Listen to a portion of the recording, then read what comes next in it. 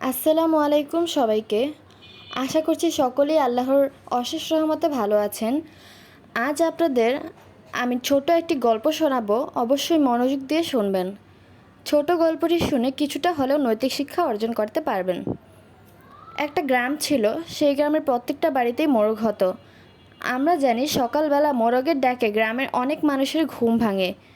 সেই গ্রামের মোরগরাও বুঝতো ঠিক তাদের ডাকেই গ্রামের মানুষের ঘুম ভাঙে। একদিন গ্রামের এক শিশু একটি মোরগকে হয়রানি করছিল।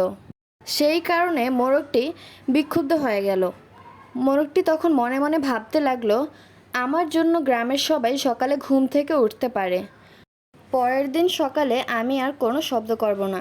সবাই ঘুমাতে থাকবে আর আমার গুরুত্ব বুঝতে পারবে এবং আমাকে আর জ্বালাতন করবে না। পরের দিন সকালে মোরগ কিছুই বলল না, অথচ সমস্ত লোক যথাসময়ে উঠে তাদের কাজ শুরু করে দিল। সে দেখতে পেল সবাই সবার মতো কাজ করে যাচ্ছে। তার জন্য কারো কাজ থেমে থাকেনি এবং থামবেও না। এই ছোট গল্পটির নৈতিক শিক্ষা হচ্ছে, গর্ব করবেন না। আপনার গুরুত্ব লোকদের না জানিয়ে আপনি আপনার কাজকে ফুটিয়ে তুলুন মানুষের প্রয়োজনীয় হিসেবে।